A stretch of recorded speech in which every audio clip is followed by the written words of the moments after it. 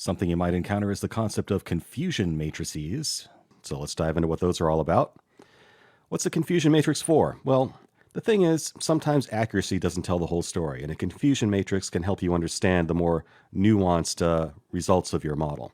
For example, a test for a rare disease could be 99.9% accurate by just guessing no all the time, by saying you don't have it.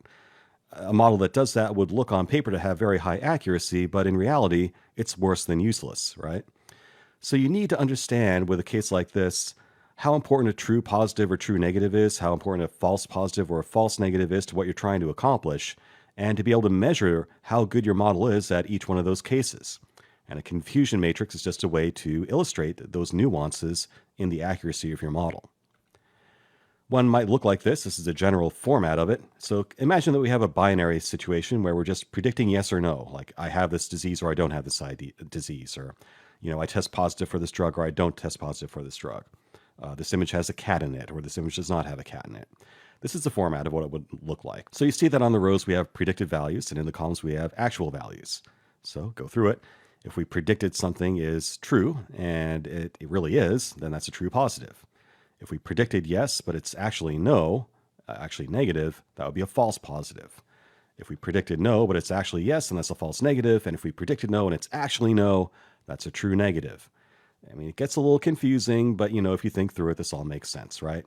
So in an actual confusion matrix, these cells would contain actual numbers of how often your model actually did that on its testing data set. So keep in mind, too, that you have to pay attention to the labels. There's no real convention to how this is ordered. Sometimes you'll see predictions up here and actual values over here. Don't just jump in assuming that a given confusion matrix is of a certain format. Pay attention to how it's labeled and make sure you understand what it's telling you before you draw conclusions from it. Something else worth noting here is that you typically want to have most of your values here and here, right? So the diagonal here of your confusion matrix is where most of your results should be. This is where accuracy lives, right? So this is where I have a true positive. This is where I have a true negative. You want those to be, nice big numbers, and the false negatives and false positives to be, comparably low numbers, hopefully, right? So an accurate model would have high numbers along this diagonal value here. Let's plug in some actual numbers to see what that might look like.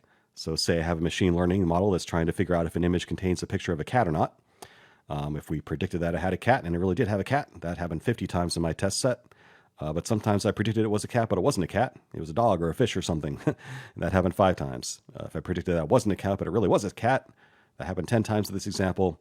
And if I said it was not a cat and it really was not a cat, that happened 100 times in this case. So that's just how you interpret a confusion matrix. And we'll talk about how to make metrics off of this data that are more useful for analysis shortly. Sometimes you'll see confusion matrices in a different format where we actually add things up on each row and column as well. So that's something you might see once in a while. All that is adding up, how many actual no's we have, how many actual yeses we have, how many predicted no's we have, and how many predicted yeses we have in total. So just so you have seen that format before, that's what that looks like. The inner part of it, though, is just the same confusion matrix that we looked at before. And again, remember, things can be flipped as far as where the predicted values and the actual values are. So make sure you pay attention to the labels on these things. And, what can I say? Confusion matrices can be confusing. Sometimes you'll see them in this sort of a format too. So maybe we have a multi-classification model here too. Imagine that we have a handwriting recognition system that's trying to identify somebody writing the values 0 through 9. So a more complicated confusion matrix might look like this, where instead of just yes/no answers, we actually have multiple classifications. But it works the same way. So here we have predicted labels on this axis and true labels on this axis.